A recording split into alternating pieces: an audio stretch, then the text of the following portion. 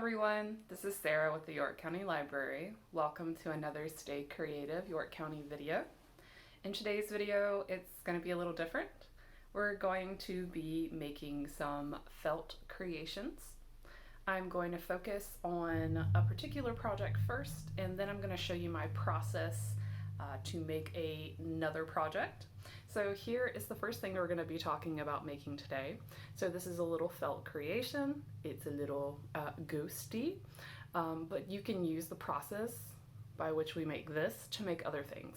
So you see we have this white piece of felt, a white piece of felt in the back. So the front one has the eyes and the mouth cut out, and we have a piece of black felt in the middle so that you have the contrasting colors. So I'm going to show you how to make this, and like I said, you can use the process to make other ones. So here's a little alien. But I'm also going to show how I create a pattern to make more complicated designs. So here's another one that I made, a little spooky themed ice cream creation, and I'll show you how I go about making the pattern for this. So it's going to be a little different of a video. I'm going to show you how to make the one project and then just show you my process by making the other one. I want to do this because I like looking at process-based videos, so learning about how someone does something so you can use the same methods to create your own creations. I wanted to share a quote with you that I find very inspiring. It makes me challenge myself to use what I have in my house instead of going out and buying new stuff for new crafts. And this is a quote from Arthur Ashe. He was a professional tennis player, an American professional tennis player, and he said to start where you are, use what you have, and do what you can. And I find that quote to be very inspiring. It reminds me that when I start doing something for the first time, it's not going to be perfect, but I do need to start. And I don't need the best materials. I can use what I have. And by doing what I can learn to do better in the future. So, if you want to join me along with this video today, to be able to make this little creature right here, you are going to need some felt. So these are pieces of felt that you can buy single colors of at most craft stores. I only had neutrals on hand, so I kind of had to see what I could make with what I had. With your creation, you're going to want some matching thread. I have some embroidery floss here in different colors that I'm going to be using.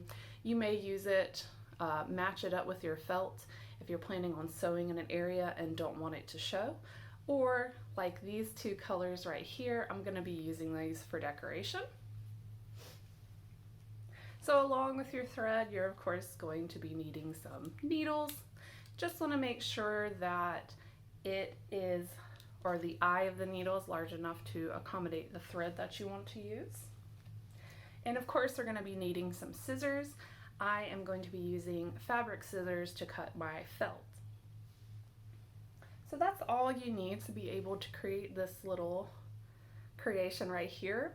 Mostly I'm not going to be using a pattern because it's a simple shape, and you can cut two pieces of fabric at one time.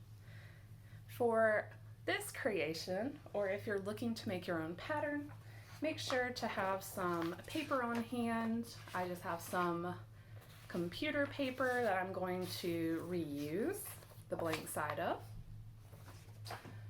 Make sure you have some scissors. I don't like using fabric scissors on my paper because I want to keep it really sharp. So make sure you have some scissors to cut paper. And of course, a pencil to be able to draw your pattern with. I'm also going to be using a method to trace my pattern onto a sturdy piece of paper. So if you want to make a more sturdy pattern, if you have some cardstock or I have mixed media paper, I'm going to be using that.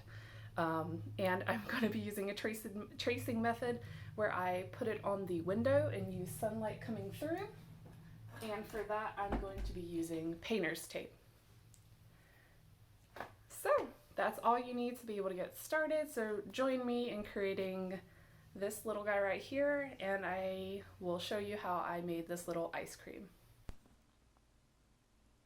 So to make the ghost, we're going to take a piece of felt, a rectangular piece, and fold it in half. Now I'm going to be cutting the ghost shape out of both, using the flat side at the bottom as the bottom of the ghost. And now I have two identical pieces.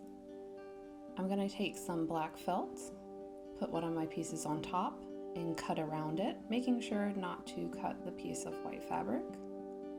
I cut the excess off just so it's easier to handle. Now this piece will not stay the exact same size. We're actually going to cut it down a little bit so it stays in the middle and we can sew around it. So now you're going to sandwich them together to make sure they fit. I am going to use a pencil to draw where I want the eyes to be. And the way that we cut the eyes and the mouth are by folding the fabric in half and then using our scissors to cut a semicircle. You will have to move the fabric as you cut, so it becomes a circular cut. If you have a hole punch and you think it might work, you could try that, but I would do so on a test piece of felt. So now we're going to cut the mouth, and to make sure that our creation doesn't have any marks from the pencil, I am going to put the side with the pencil marks facing inside. So now we have our top, and we're almost done. To sew the top piece on to the bottom one, we are going to take our thread and go from the back to the front of the top piece, and we're going to tie a starter knot. We're going to tie once and then twice. This will make the knot big enough so it won't slip through the hole. Once we have the knot in place, we'll pull it close and tuck the thread in and cut it. This way when we sew it, it will be hidden. Now I'm just going to take my thread on the outside of our ghost and go through the front to the back and then from the back to the front, making small little stitches along the way, and I'm trying to space them out as evenly as possible. So I'll continue around the outside and also continue around the bottom.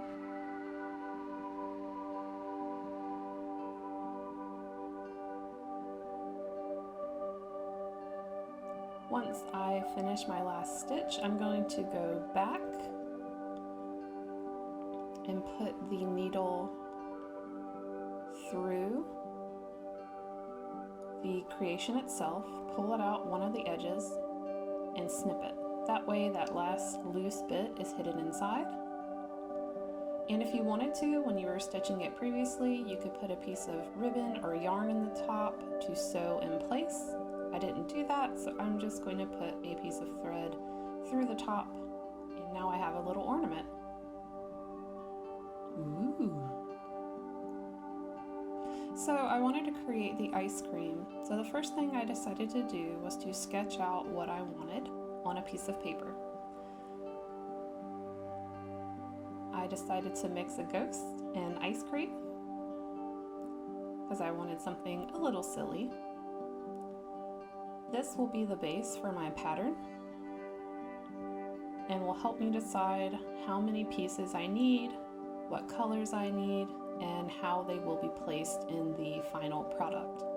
I also decided to do sprinkles, so at this point I knew that I needed some colorful thread. Once I have this done, I can use a light table or a window, tape up my piece, and trace the individual pieces I need to cut out. So I first traced the top part, and then I decided what the shape of the cone underneath was going to be. And then I decided to make a shape for what the piece of felt on the inside would be shaped like. So now I have my pattern. I'm going to make sure I put a couple notes, how many pieces of each I need and of what color. You can write this alongside, or you can write it on the pieces themselves. So there I have the notes on the pieces. I'm going to cut these. And I decided that I wasn't going to cut the eyes and the mouth out. I'm just going to freehand those. But I do know that one of the pieces will have the eyes and nose cut out, the eyes and mouth cut out, and one won't. So now I'm just using my pattern to cut out pieces. I've got one piece of the black, 2 pieces for the cone,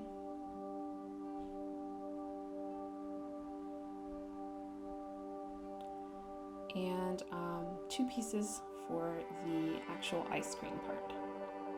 I'm going to use a pencil to trace around the odd shapes at the bottom for the drips. And then just make sure that when I use this piece of fabric, I put the side with the pencils facing inward.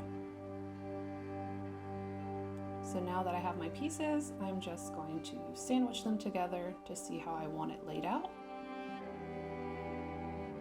So the first thing I'm going to do is work on the top. I'm going to cut the eyes and the mouth out using fabric scissors. And I am keeping scraps that I collect so that I can use them for stuffing in the future for small felt creations.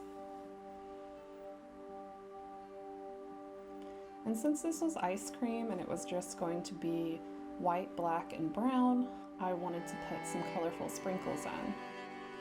So once I had the pieces cut out, I decided to decorate the front and the back with some colorful thread. So to be able to do that, I took my colorful thread, went in from back to front, and then front to back, making a small line. I made sure that the pieces of thread on the back were long enough that I could tie it off twice, making sure not to make it too tight because the fabric will curl. So once I have that done, I have a little line of color, which will be my sprinkle. I continued with other colors on the front and the back, but now it's time to stitch them together. So like with the small ghost, we do a starter knot going from front to, or back to front with the front piece and stitch along the sides. Same with the cone, do a little starter knot, go from the inside to the outside, and then just start sewing the 2 pieces together, hiding that thread on the inside. You can also knot off the last piece of thread if you'd like. Once I had them together, I made sure that they fit. I did trim a little bit off. And now it's time to sew them together. So again, I'm doing a little starter knot, going from front to back, back to front, with my stitches along the bottom.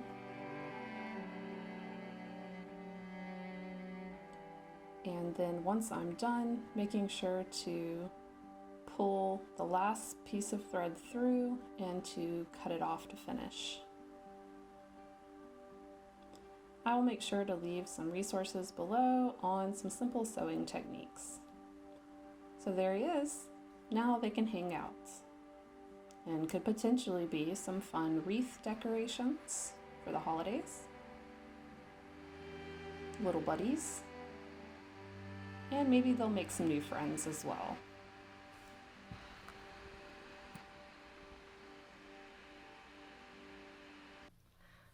Okay friends, that's the end of our video today. And I have to say I really enjoyed making these. When I first wanted to start out with felt, I kind of, felt like I would need to get a lot of new skills and that it'd be really complicated, and I thought I wanted to make these big creations at the start, but it's always good to find a small place.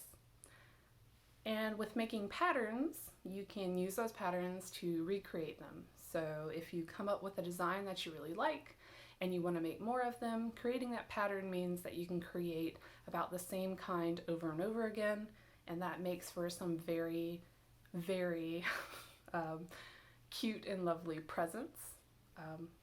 And of course, you can make very odd things that might not exist. Okay, friends, make sure to check out the description below. I'll put some resources for working with felt and sewing. And until next time, remember to stay safe and stay creative, York County.